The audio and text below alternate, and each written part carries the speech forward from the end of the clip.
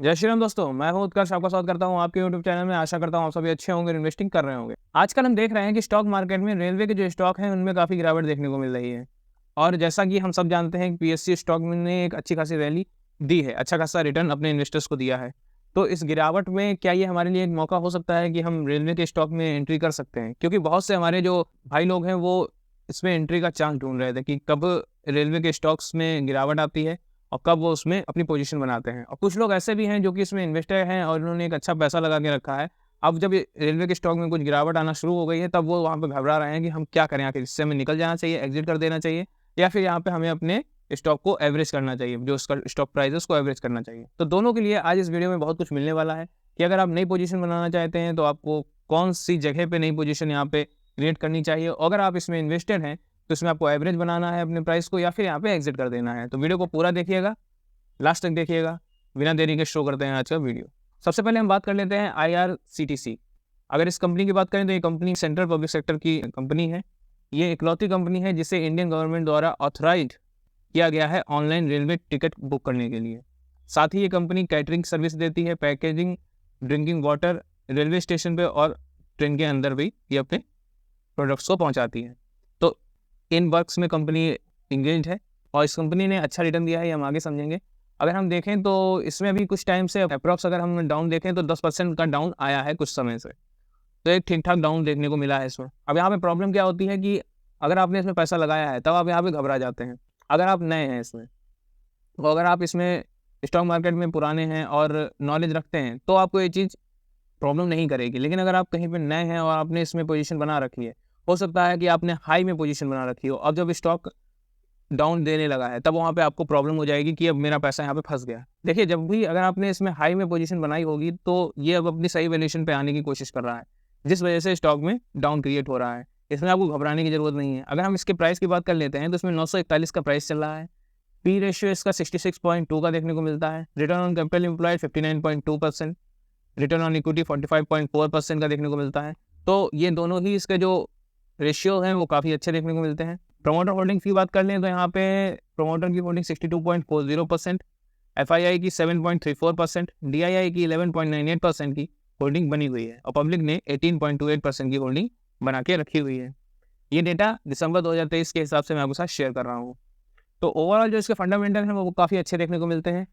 और हाल ही में अगर हम देखें तो कंपनी अपने सही वैल्यूएशन पे, मैं बात कहूँगा, लो पे आ गई है, सही वैल्यूएशन पे है। तो इसमें अब इन्वेस्ट करने के लिए ये समय काफ़ी अच्छा देखने को मिलता है, क्योंकि अभी तक जो कंपनी है वो हाई वैल्यूएशन पे चल रही थी।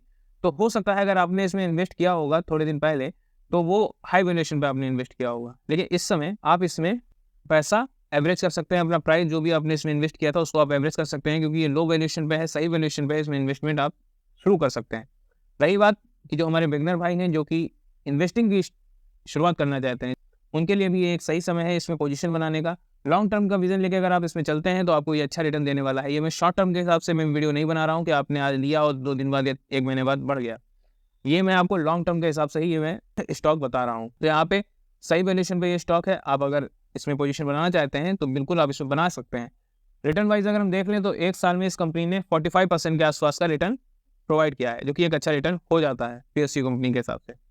तो ये थी हमारी आज की पहली कंपनी आईआरसीटीसी। रेलवे की सेकंड कंपनी की अगर हम बात कर लेते हैं तो वो है आरवीएनएल, रेल विकास निगम लिमिटेड। इस कंपनी की बात करें, ये गवर्नमेंट ऑफ इंडिया के द्वारा शुरू करी गई कंपनी है। ये इंगेज है rail infrastructure projects assign by ministry of railway, जिसमें आता है doubling, gauge, conversion, new lines, railway electrification और भी कई प्रोजेक्ट्स इनके पास आते हैं। मतलब रेलवे के जितने भी प्रोजेक्ट्स हैं वो कंपनी हैंडल करती है। अगर हम बात करें तो यहाँ पे अप्रॉक्स 7% का डाउन देखने को मिला है। और प्राइस की हम बात कर लेते हैं तो 251 का प्राइस देखने को मिलता है। पी रेशियो 36 का देखने को मिलता है। डिविडेंड 0.82% का प्रोवाइड करती है company. Return on capital employed 17.8%, return on equity 20.8% का। दोनों रेशियोज अच्छे देखने को मिलते हैं। प्रमोटर होल्डिंग्स की बात कर लेते हैं तो यहाँ पे प्रमोटर की 72.84% की होल्डिंग बनी हुई है। एफआईआई की 2.59% की होल्डिंग बनी हुई है। डीआईआई की 6.08% और पब्लिक की 18.50% की होल्डिंग बनी हुई है। डेटा दिसंबर 2023 के हिसाब से आपके साथ डिस्कस कर रहा हूँ। ओवरऑल फंडामेंटल अच्छे देखने को मिलते हैं। डाउन 7% का अप्रोक्सीमेटली देखने को मिल रहा है। रही बात इसकी वैल्यूएशन की, तो कंपनी 7% के डाउन के बाद भी एक हाई वैल्यूएशन पे ट्रेड कर रही है। तो इसमें अगर आप इन्वेस्टेड हैं तो आप इसमें एवरेज कर सकते हैं, नो डाउट। अगर आप इस कंपनी में किस प्राइस से इन्वेस्टेड हैं। अगर आप हाई प्राइस से इन्वेस्टेड हैं तो आप इसमें एवरेज कर सकते हैं। लो प्राइस से इन्वेस्टेड हैं तो भी इसमें आप थोड़ा बहुत पैसा लगा सकते हैं। बट रही बात नई पोजीशन बनाने की, जो कि इसमें नई पोजीशन बनाने के लिए सोच रहे हैं, तो उनको थोड़ा सा और वेट करना पड़ेगा। जब ये थोड़ा और डाउन में आता है, जब ये अपनी सही वैल्यूएशन पे आती है कंपनी, तब इसमें आप पोजीशन बना सकते हैं। तो नई पोजीशन बनाने के लिए अभी ये समय इस कंपनी के लिए सही नहीं है, थोड़ा रुक के इसमें पोजीशन बनाई जा सकती है। और जो पुराने लोग हैं, जो कि इन्वेस्टेड हैं, वो इसमें प्राइस एवरेज कर सकते हैं। बात कर लें इसमें, अगर हम 1 साल में कितना रिटर्न दिया है, तो 1 साल में कंपनी ने 258% के आसपास का रिटर्न प्रोवाइड किया है, जो कि एक बेहतरीन रिटर्न हो जाता है। बढ़ते हैं अपनी नेक्स्ट कंपनी की तरफ, जो हमारी आज की तीसरी कंपनी है, वो है IRFC, Indian railway finance corporation. ये कंपनी रेलवे के finance, borrowing from financial market, asset creation, जिसे वो इंडियन रेलवे को फाइनेंस लीज पर देती है, इस वर्क में ये एंगेज है। कंपनी के अगर हम प्राइस की बात कर लेते हैं, 155 पे इसका प्राइस चल रहा है। पी रेशियो 33.6 का देखने को मिलता है। डिविडेंड कंपनी 0.95% का पे आउट करती है। रिटर्न ऑन कैपिटल एम्प्लॉयड की बात कर लें तो 5.32% और रिटर्न ऑन इक्विटी 14.7% का देखने को मिलता है। रेशियो ठीक ठाक, बहुत अच्छे रेशियो नहीं है, अट्रैक्टिव रेशियो नहीं है। प्रमोटर होल्डिंग की बात कर ले तो 86.36% और FII की 1.15%, DII की 1.15% और पब्लिक की 11.34% की होल्डिंग बरकरार बनी हुई है। तो यहाँ पे ये डेटा दिसंबर 2023 के हिसाब से आपके साथ डिस्कस कर रहा हूँ। ओवरऑल फंडामेंटल ठीक ठाक हैं, बहुत अच्छे फंडामेंटल्स इसके नहीं देखने को मिलते हैं। लेकिन बात कर लें इसके वैल्यूएशन की, तो वैल्यूएशन इसकी भी हाई देखने को मिल रही है। तो नई पोजीशन बनाने के लिए कंपनी ये रेडी नहीं है, आप इसमें नई पोजीशन नहीं बना सकते हैं अभी। रही बात अगर आप इसमें इन्वेस्टेड हैं तो नो डाउट आप इसमें प्राइस एवरेज कर सकते हैं, बट नई पोजीशन के लिए आपको यहाँ पे वेट करना पड़ेगा। जब ये सही पोजीशन पे अपनी आती है तब इसमें आप पोजीशन बना सकते हैं।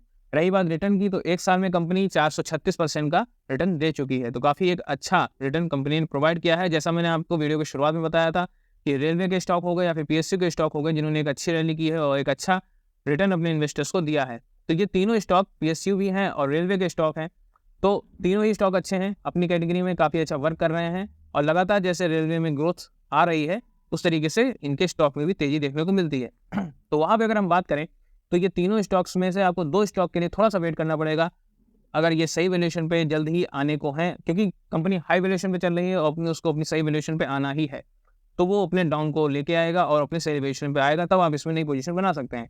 बात कर लेते हैं IRCTC की, तो वो बिल्कुल अभी सही वैल्यूएशन पे है। अगर आपको इन्वेस्टमेंट शुरू करनी है तो आप उस कंपनी से इन्वेस्टमेंट शुरू कर सकते हैं। फंडामेंटल भी उसके अच्छे देखने को मिलते हैं और लो वैल्यूएशन पे कंपनी ट्रेड कर रही है, अपनी सही वैल्यूएशन पे है, इसमें आप अपनी इन्वेस्टमेंट की शुरुआत कर सकते हैं। आपको इन तीनों कंपनीज में से क्या लगता है, किस कंपनी के बारे में, मुझे कमेंट बॉक्स में जरूर बताइएगा। एनालिसिस अच्छी लगी है तो वीडियो को लाइक कर दीजिए, चैनल को सब्सक्राइब कर दीजिए। मिलते हैं नेक्स्ट वीडियो में, धन्यवाद।